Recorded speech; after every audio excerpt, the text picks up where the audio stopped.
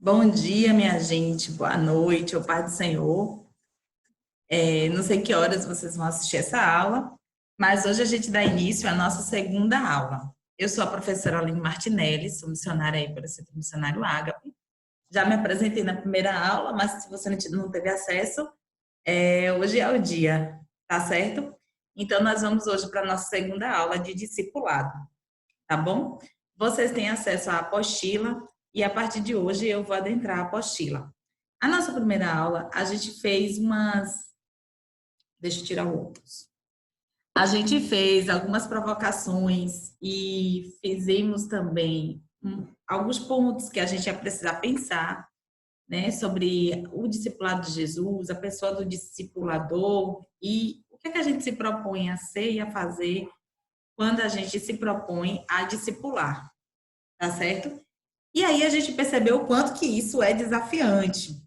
Sobretudo porque nessa escola de discípulo é uma escola que não tem muito fim, né? É uma coisa que a gente começa, mas ao caminho a gente continua aprendendo todo dia, tá certo? E se não for assim, não é interessante a caminhada cristã, tá bom? Então eu quero provocar você, né, já nesse primeiro momento, a se pensar, até que ponto eu sou discípulo e sou discípula de Jesus? Não é verdade? Então, esse ponto é muito importante. Eu sei que a gente tem também sempre a mania, né, a perspectiva de querer sempre ensinar e falar. Só que o desafio do discipulado é justamente o contrário. A gente precisa fazer, a gente precisa ser. Por quê? Porque a gente não vai ensinar somente a partir das coisas que a gente diz. A gente ensina antes e, sobretudo, a partir daquilo que a gente é. E se a gente for pensar o modelo de Deus nos ensinar, eu gosto muito daquele verso lá de Hebreus. Eu não sei se eu falei nessa aula ou em alguma outra que eu estava gravando, mas assim, que Deus falou de muitas maneiras, por meio da lei e também por meio dos profetas. Mas nos últimos dias, ele tem nos falado por meio do Filho. E aí, quando eu vejo a pessoa do Filho, eu não estou falando somente, né, da segunda pessoa da Trindade que encarna cumprindo os propósitos de Deus, mas o que Deus está nos falando por meio do Filho. Não somente a partir das coisas que o Filho fala, mas de tudo que ele é. E aí eu gostei, né? E aí foi a provocação da aula passada, e não tem como a gente não fazer esses links, que a gente foi provocado a pensar tudo em Jesus, né? Desde a disposição em se humilhar, assumir a forma humana, na forma humana assumir a forma de servo e na condição de servo ser obediente até a morte e morte de cruz. O que isso informa para a gente nessa caminhada de discipulado? Não é verdade? Então, pense nisso e vamos lá. Bem, minha gente, eu sei que ficaram confusas algumas coisas. Por exemplo, não sei se foi dessa turma ou se foi de outra turma, mas a turma que for, é o seguinte: quando eu propus a leitura do livro de Lucas, que eu disse que eu queria que fosse lido, e que fosse bem lido, e que fosse lido espontaneamente, e que fosse lido sem ansiedade, sem muita pretensão, é justamente porque eu tenho identificado que a gente não lê a Bíblia. E às vezes, quando a gente vai à Bíblia, a gente sempre vai para fazer alguma coisa, ou porque a gente está ansioso, ou está aperreado com alguma situação. E eu tenho entendido que a gente não vai conhecer Deus, a gente não vai conhecer Jesus com essa ansiedade. A gente precisa ter uma leitura carinhosa, a gente precisa ter uma leitura despretensiosa, a gente precisa ter uma leitura tranquila, para que o texto flua, para que o texto chegue para nós naquele momento com a devida tranquilidade. E aí eu sei que vocês devem ter ficado assim, acho que é isso que essa professora está querendo, mandando a gente ler a Bíblia como quem conta história. Sim, é desse jeito mesmo, viu? E outra coisa, isso vai constar como uma nota, tá certo? E o que é que vai acontecer nessa nota? Eu vou passar uma listinha, né, com a autodeclaração de leitura e você vai assinar com a sua consciência.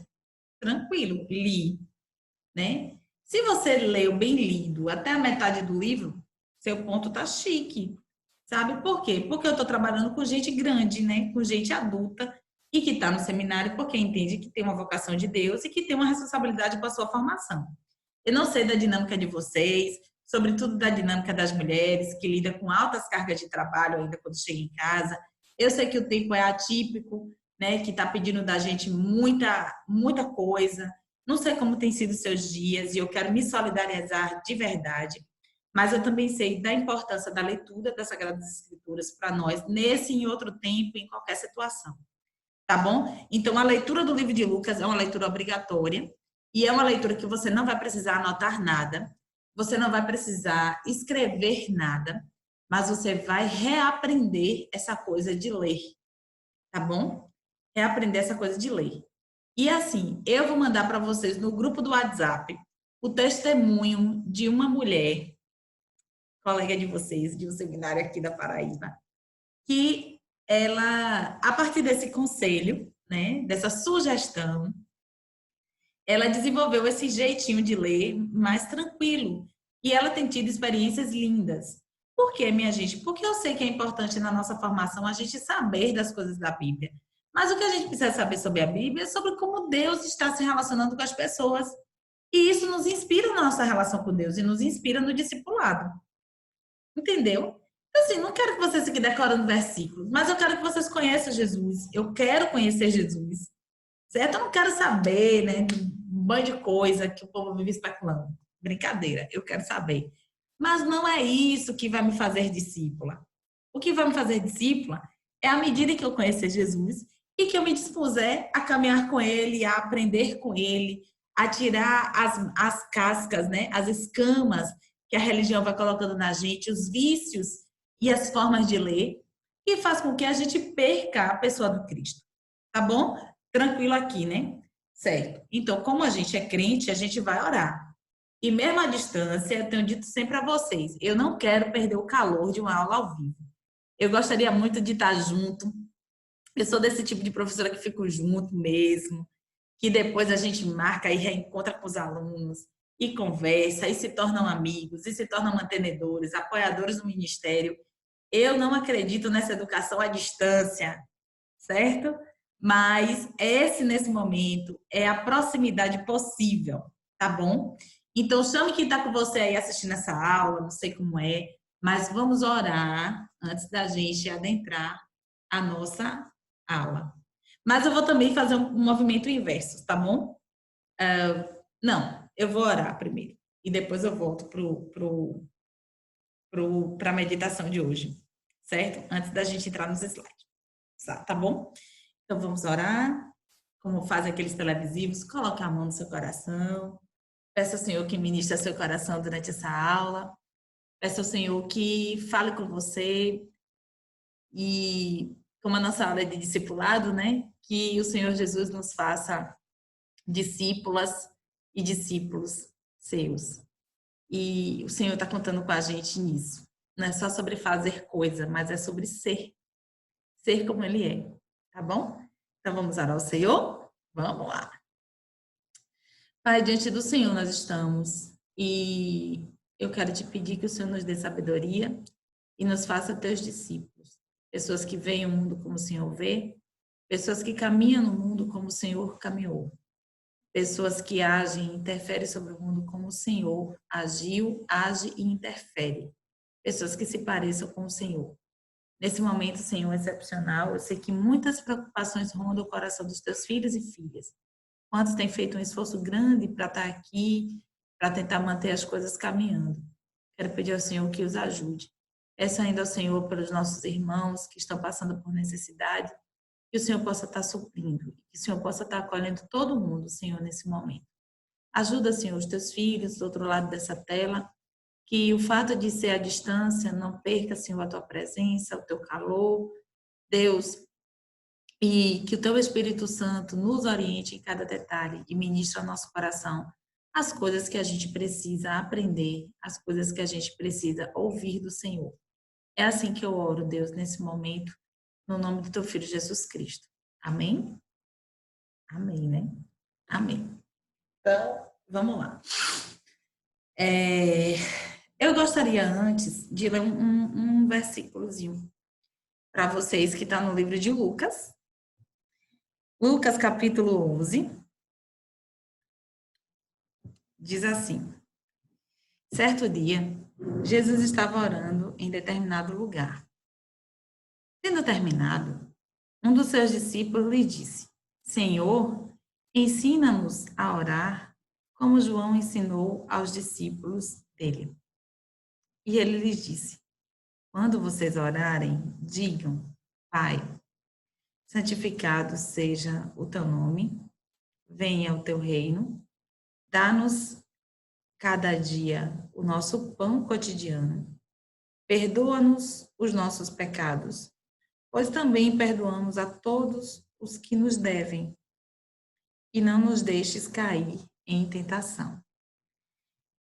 Então lhes disse: Suponho que um de vocês tem um amigo e que recorra a ele à meia-noite e diga: Amigo, empreste-me 3 pães, porque um amigo meu chegou de viagem e não tenho nada para lhe oferecer.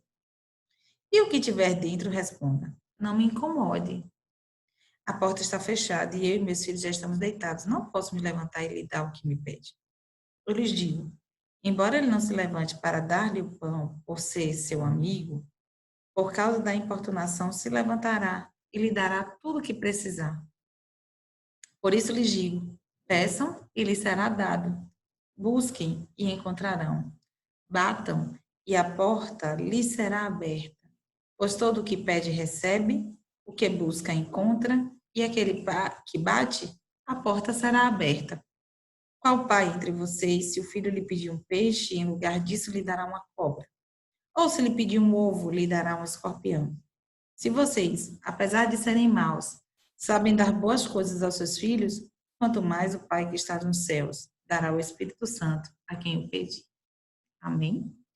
Bem, esse texto é muito rico, fala sobre muita coisa, mas a parte que nos interessa nesse momento é justamente a fala dos discípulos e como era a caminhada. João Batista também tinha discípulos e João Batista também ensinava os seus discípulos.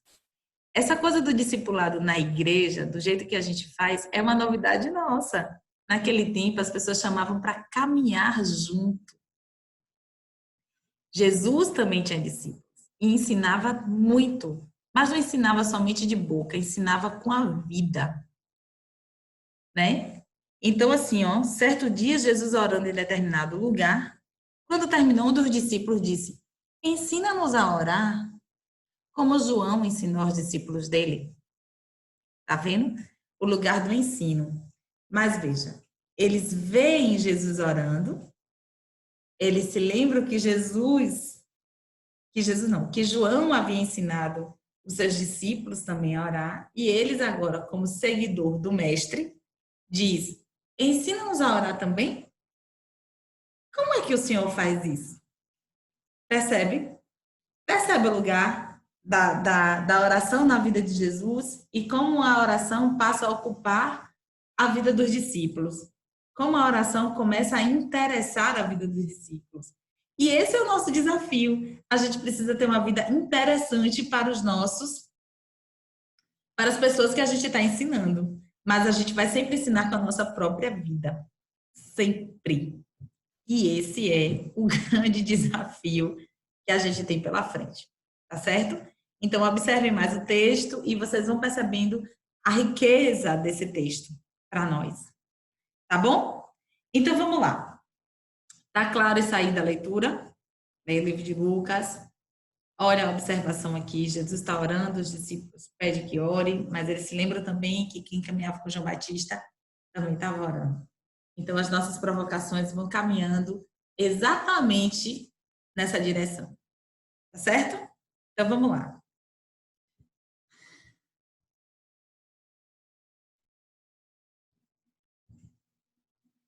Vamos à apresentação dos nossos slides de discipulado. Deixa eu fazer aqui, porque é gravado, mas é também ao vivo. Tá certo? Então, vamos lá. Olha aqui a professora. Deixa eu aumentar aqui a tela, ver se aumenta um pouquinho para vocês, me veem melhor. Tá certo? Então, vamos lá. Então, essa é a nossa cadeira de discipulado. Todos esses slides estão é a partir do conteúdo das nossas apostilas. Então, não tem necessidade de eu enviar esses slides para vocês. Certo? Nesse primeiro slide, coloquei meu nome completo e coloquei o meu e-mail e coloquei também o meu telefone, que é o WhatsApp, que vocês também têm acesso ao meu telefone por meio do grupo, né, da turma. Então, vamos lá. Então, o discipulado é justamente isso. A novidade que a gente tem agora é que a gente tem inventado essa coisa de classe de discipulado na igreja, porque tem sido a nossa estratégia, certo? No entanto, na época de Jesus, os discipulados, eles se davam com essa convivência de perto mesmo, deixe tudo e me siga. Venha caminhar comigo, venha aprender comigo como é que se vive. E só que é interessante a gente pensar isso na vida de Jesus a partir de uma outra lógica. Perceba, existia a lógica da dominação romana, existia a lógica do mundo. E Jesus restabelece uma outra lógica, que é a lógica do reino de Deus. E toda a prática de Jesus se orienta a partir do reino de Deus, do reino que ele veio inaugurar, do reino que ele veio mostrar para nós. É por isso que Jesus chega para os seus discípulos, não é verdade? Lá no Sermão do Monte, e é como se ele falasse alguns paralelos. Por exemplo, Roma se achava a estrela, né? Roma se achava a cidade-luz. Aí ele agora olha para os seus discípulos e diz assim: não, vocês são a cidade-luz. Vocês são a luz no mundo. Percebe? E vocês também são o sal na terra. Não é esse povo. É com vocês que eu estou contando. Percebe? Então, Jesus chama um grupo de pessoas para estabelecer uma outra lógica naquela sociedade e nesta sociedade também. Porque o reino de Deus, ele é superior. E quando a gente pensa esse discipulado, a gente está pensando na vivência a partir da lógica do reino de Deus, a partir dos valores do reino de Deus. E esse é o nosso desafio quando a gente pensa discipulado. Sendo que, hoje, diante da dinâmica da vida, a gente não tem mais a oportunidade de sair caminhando como Jesus seguia, né, num outro movimento, num outro movimento e outra forma de organização social e de cidade e da forma como o mestre era tratado. Mas esse discipulado que a gente também pode vivenciar hoje é esse discipulado a caminho. É quando a gente faz a diferença no nosso setor de trabalho, é como a gente faz a diferença no nosso condomínio onde a gente mora, no nosso prédio, na nossa rua, na nossa casa. É quando a gente faz a diferença por onde a gente vai. A gente vai como discípulo e como discípula de Jesus. Até porque o texto que a gente leu semana passada vai falar umas coisas interessantes, né? Portanto, ide, que na verdade no grego é indo, por onde você for, faça discípulo, por onde você for. E esse é o nosso desafio. Desafio bom, né, minha gente? Então vamos lá. E aí, para começo de conversa, né, tem isso aqui que é bem interessante. Basta ao discípulo ser como o seu mestre. Aí eu pergunto para você: se você não conhece Jesus, você vai ser parecido com quem? Se eu, no meu exercício ministerial, não me parecer com Jesus, as pessoas vão olhar para quem? Se eu, como pastor, como pastora, não me parecer com Jesus, as pessoas vão conhecer Jesus? Não vão, né? Então, olha que coisa linda. Basta ao discípulo ser como seu mestre. Aí eu pergunto: e como é o mestre?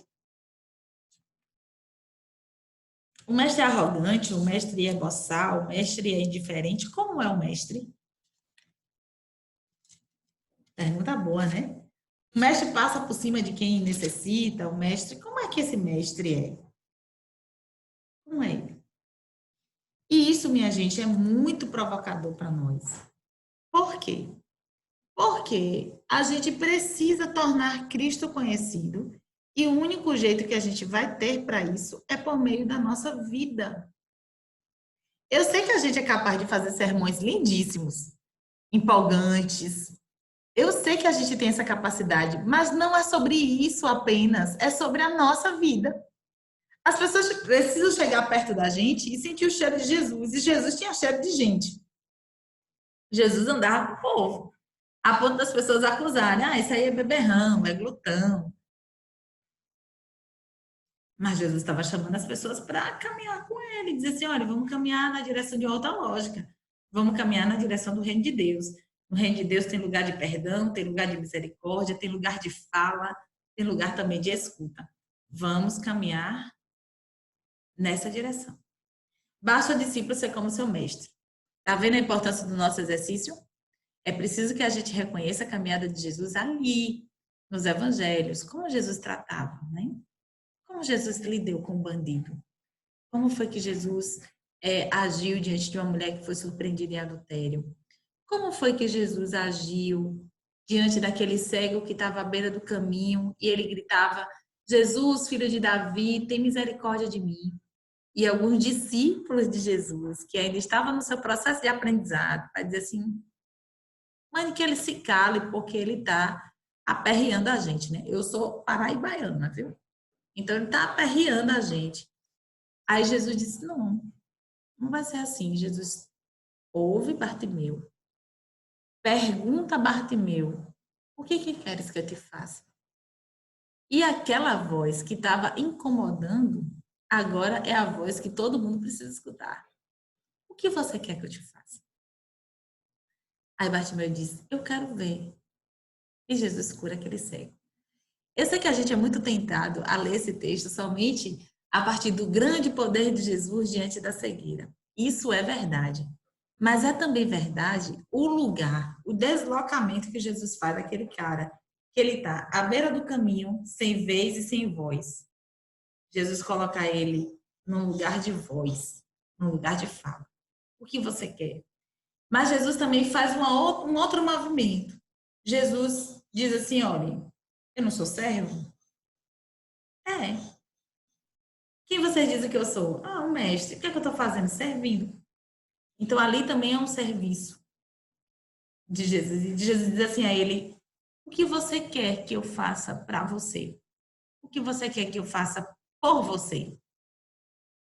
E os discípulos certamente ficaram muito chocados com aquilo, como vocês estão aí quando eu estou fazendo esse outro movimento, né? Porque a gente não gosta de ver Jesus servindo, a gente gosta de ver Jesus fazendo, né?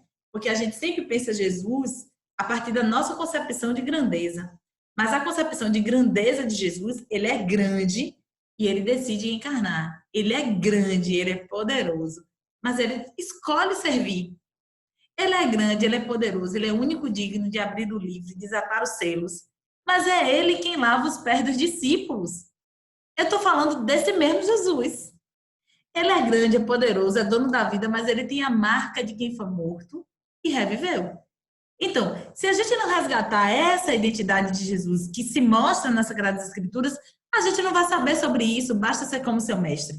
A gente vai sempre pensar a partir das outras referências de mestres arrogantes e boçais, e pessoas que arrogam para si poder, pessoas que arrogam para si os títulos. E discipulado não é sobre isso, caminhar com Jesus não é sobre isso. É sobre encontrar Jesus e fazer uma caminhada como a dele. Nesse texto clássico de Bartimeu, nós temos um exemplo lindo. É uma pessoa necessitada? É. Mas como é que o mestre age? O que você quer? O lugar da dignidade, do respeito. Está ali. Ah, eu quero ver. Pronto. Veja. Aprenda com Jesus. E eu gosto também do outro texto que é clássico, né? Quando ele fala lá em Mateus 11, ele diz assim: aprendam de mim, porque eu sou manso e sou humilde. Então não tem lugar para ser arrogante, para ser boçal, ou coisa desse tipo. Então, bastar ser como mestre é a gente entender que basta ser manso, que basta ser humilde, que basta servir, que basta amar como ele amou. É isso. Está na Bíblia. Se ninguém concordar comigo, está na Bíblia. Por que então discipular? É preciso fabricar, né? É como se fosse isso, né? É preciso fabricar pequenos cristos.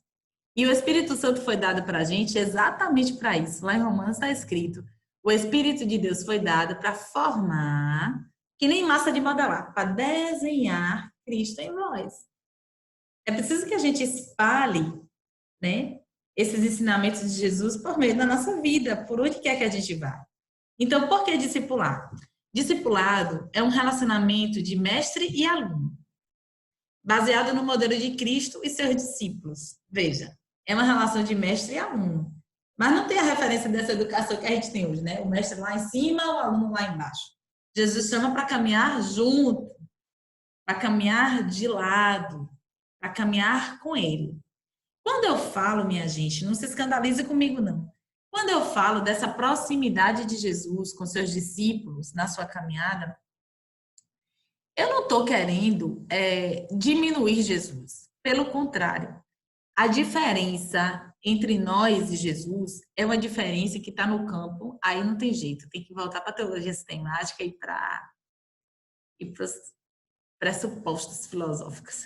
É uma diferença de ser, certo? Ele é Deus, que assumiu a condição humana. Ele é o Deus que está no princípio e era o verbo estava com Deus e o verbo era Deus. E ele é o verbo que se fez carne e habitou entre nós. Ponto. Todos os atributos dele estão com ele, mesmo estando na condição de humilhação que é inicialmente a condição humana. E nós quem somos? Criaturas suas, filhos seus.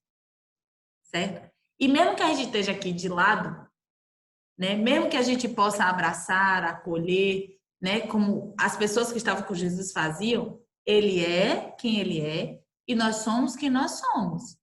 Agora, o que a gente não pode admitir é que se ele rompeu essas distâncias e se aproximou, eu não posso mais admitir essa distância.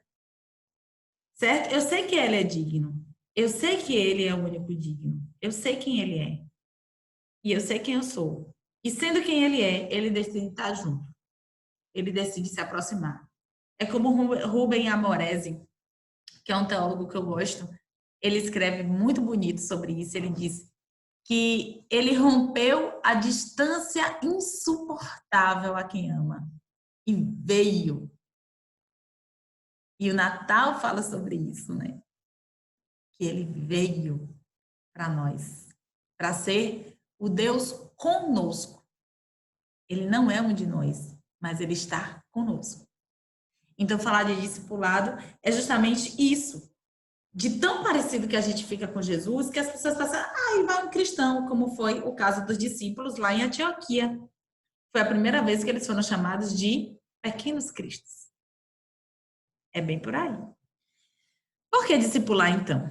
Discipulado é um relacionamento de mestre e aluno baseado no modelo de Jesus e seus discípulos. Certo? Então, mesmo que eu esteja aqui agora, nessa condição de professora, eu tenho que olhar para vocês sempre com muito respeito, olhar sempre de lado. Eu posso ter todos os títulos do mundo, mas tudo isso me coloca numa condição de serva. Não é para subir, é para descer. Não tem outro jeito, minha gente. A quem mais é dado, mais é cobrado. E quanto mais a gente sabe, mais a gente precisa servir, mais a gente precisa dar. É por aí. Eu posso ter todos os títulos do mundo, me tornar, sei lá, a maior bioespacial e intergalaxial, né? Porque já tem a mundial, já tem a universal, eu posso me tornar da galáxia. Mas se eu não tiver como horizonte ser discípula de Jesus, também não serve para Deus. Certo? Por quê? Porque o discípulo, ele reproduz quem o mestre é tão bem, em todos os aspectos e de forma plena em sua vida. Que aluno é capaz de treinar outros para ensinar outros a reproduzir? E aí esse também é o nosso desafio, né? O mestre reproduz tão bem para nós que a gente aprende. A gente aprende tão bem que a gente ensina a outras pessoas. Desafio chique esse, né? E aí nós temos alguma missão. Encorajar a exploração dos evangelhos em busca do sistema usado por Jesus. Eu acho engraçado nessa apostila ter a palavra sistema. E o sistema é realmente a lógica do reino. Por isso que eu encorajei a vocês e vou continuar batendo sempre nessa tecla. E você vai ficar falando, que professora chata, fica querendo que a gente leia a Bíblia assim, a gente lê do jeito que a gente quer. Não, vai ler do jeito que eu quero, porque agora sou a professora. Viu? Mas é isso. Esse é o caminho mais simples, é o caminho possível e é o caminho viável para todas as pessoas. É preciso que a gente seja encorajados a ler a Bíblia, a ler os evangelhos e conhecer esse Cristo que decidiu se mostrar assim, né? E nesse sentido, então, o evangelho, né, é a única mensagem que revela Cristo para nós. Cristo como ele é. Cristo na caminhada com o seu povo, Cristo ensinando, Cristo acolhendo, Cristo curando, Cristo fazendo. É no evangelho. É isso. Segundo ponto, é preciso também fazer uma revisão do significado dos valores, dos princípios estabelecidos por ele. Quais são, então, esses valores que ele estabelece para nós?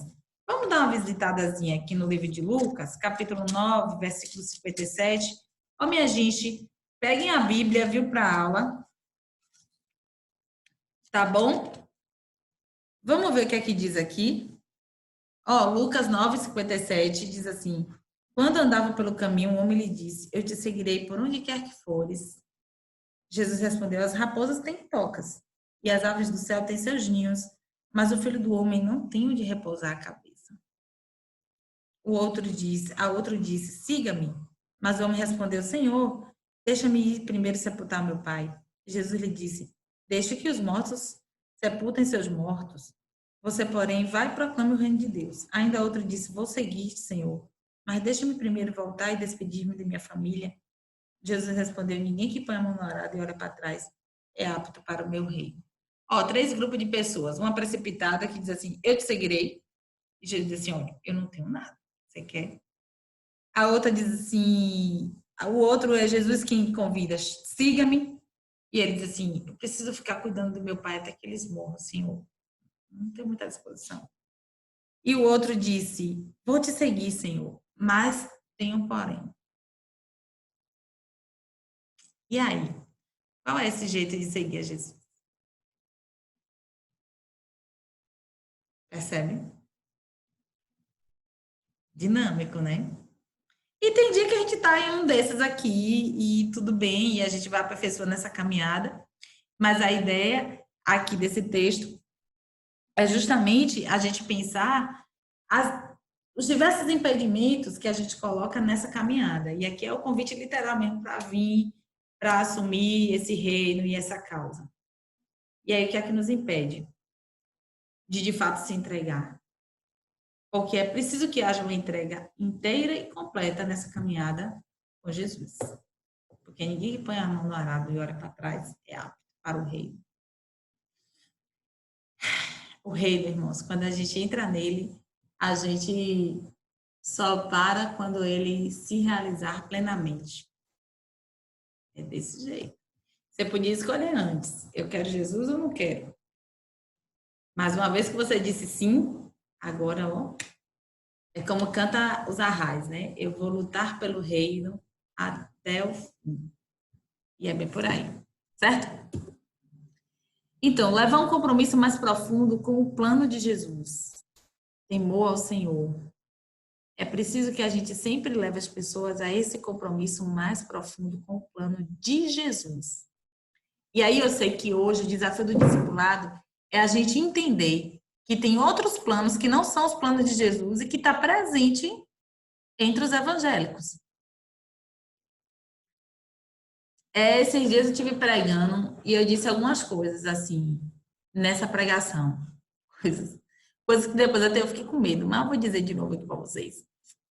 Eu disse o seguinte, que existe uma diferença entre Evangelho de Jesus Cristo e cristianismo enquanto religião, certo? E que o Evangelho de Jesus tem compromisso com a vida, mas o cristianismo nem sempre assumiu esse compromisso com a vida.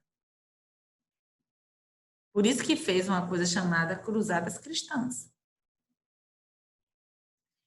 O Evangelho de Jesus, ele tem compromisso com o serviço às pessoas. Sirvam. E quando fala de serviço, não tem como eu não me lembrar de Ana Rita. Ela sou serva.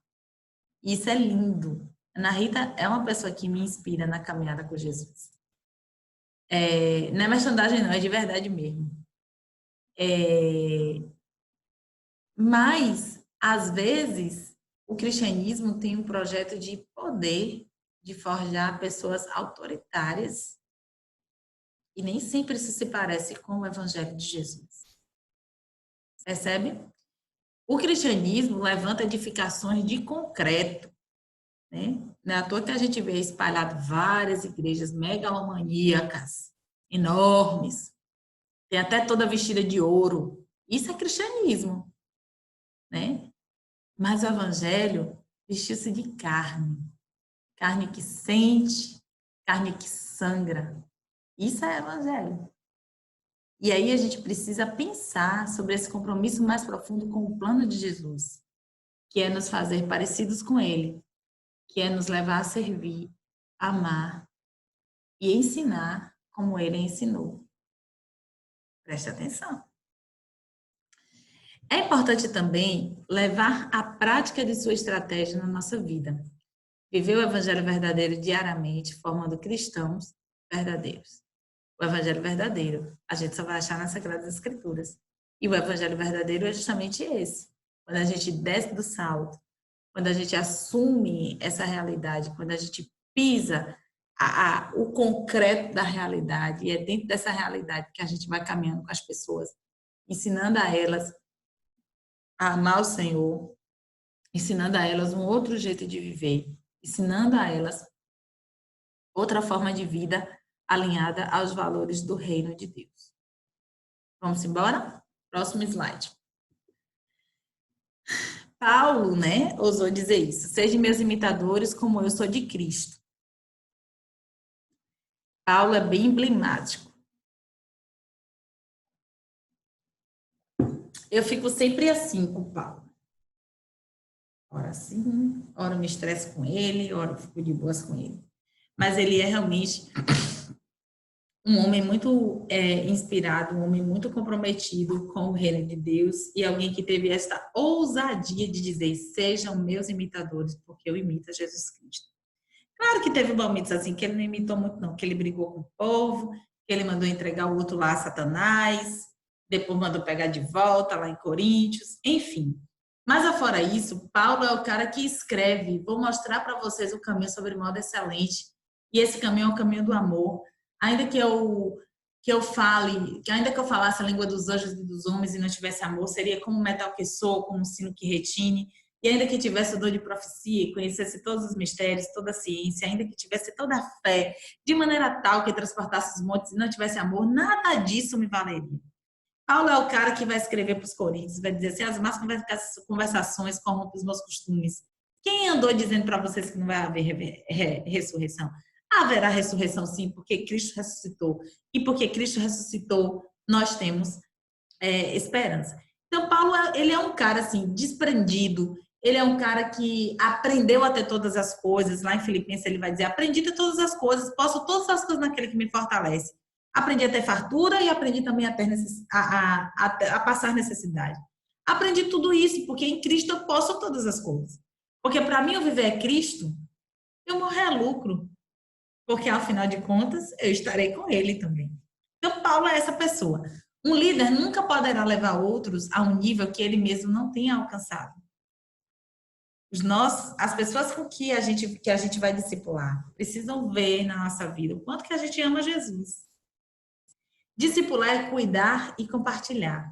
É seguir um caminho pelo qual o pecador é levado e conduzido de um degrau para outro, até encarnar em si mesmo, encarnar em si as marcas do caráter e da missão de Jesus Cristo.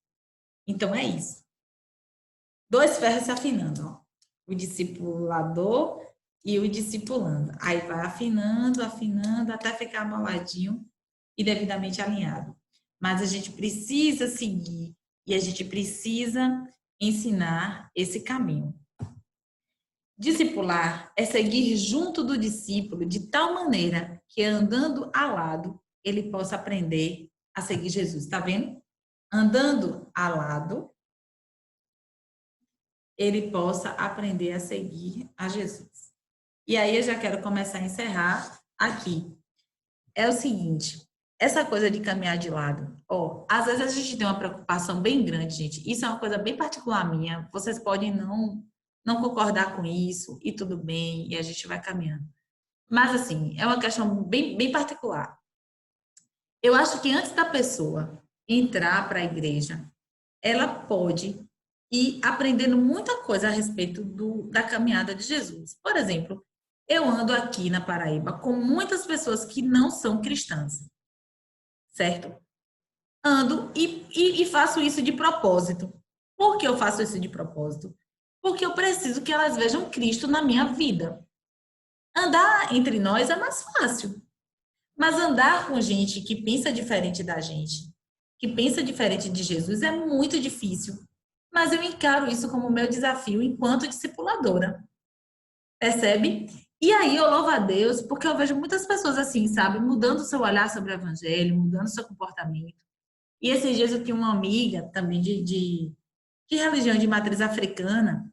E desde quando a gente se conheceu, que, tipo, às vezes ela vai à igreja comigo, outras vezes, quando ela não vai, eu mando o sermão para ela, faço um resumozinho do sermão no áudio de 2 minutos, e ela fica feliz e vai orientando a semana dela a partir daquele sermão.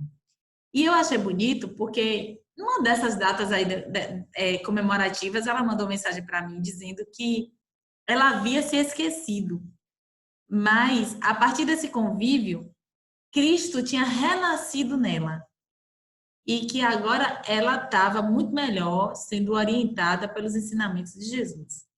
Aí a gente fica naquela agonia, né? Tipo, pô, velho, mas ela ainda não tá na igreja, como é isso? E tal. Aí depois, pensando um pouco mais sobre discipulado, tá lá, tô lá ensinando, entendeu? Tô lá caminhando, tô lá acolhendo, tô aconselhando a partir dos ensinos de Jesus. E na hora certa, quem é que convence? O Espírito Santo de Deus. Então, é isso, é a gente se dispor a andar de lado a lado, né? Sabendo que a gente vai estar apresentando para essas pessoas o gostinho bom que é servir a Jesus. Tá certo? Então, que a sua vida seja inspiradora, que você se sinta desafiado por pessoas que, mesmo que ainda não sejam cristãs, que elas possam ver Cristo em você e que elas entendam que o ensinamento de Jesus é o melhor caminho para elas gerirem a vida dela. Isso é do discipulado também. Tá certo? Então, que Deus abençoe e até a próxima aula, se Deus quiser. Qualquer dúvida, mande no meu WhatsApp, certo? Já tenho recebido alguns questionamentos. E muito obrigada e boa semana. Que a gente esteja orando por esse tempo, por esse momento, que a gente não deixe o nosso coração se desesperar, porque o que Jesus disse para os seus discípulos a respeito do sermão profético, quando ele anunciou tudo, ele disse: não sintam medo. Tá bom? Então, que Deus abençoe, tá certo? E que vocês também estejam orando pela minha vida. São muitas ações aqui que a gente precisa fazer. Tem o Instagram, que é @meninobuchudo, onde eu caminho com amigos da universidade para fazer algumas ações aqui na cidade de João Pessoa. Peço a vocês que estejam orando. Orem também por mim, porque a gente está aí para trazer aqui para Paraíba o Programa Mundial de Alimentação, junto com a Diaconia, que é uma instituição cristã de serviço na sociedade. E aí vai ser um desafio grande e eu preciso dessas orações de vocês por mim. Tá bom? Que Deus abençoe. Falem comigo no privado o que tiverem dúvida. Se eu demorar de responder é por conta dessa correria. E geralmente eu não sou meio desligada assim com as coisas, então eu junto tudo de uma vez e respondo tudo de vez. Certo? Beijo, que Deus abençoe a todos nós. Saudades de todos vocês.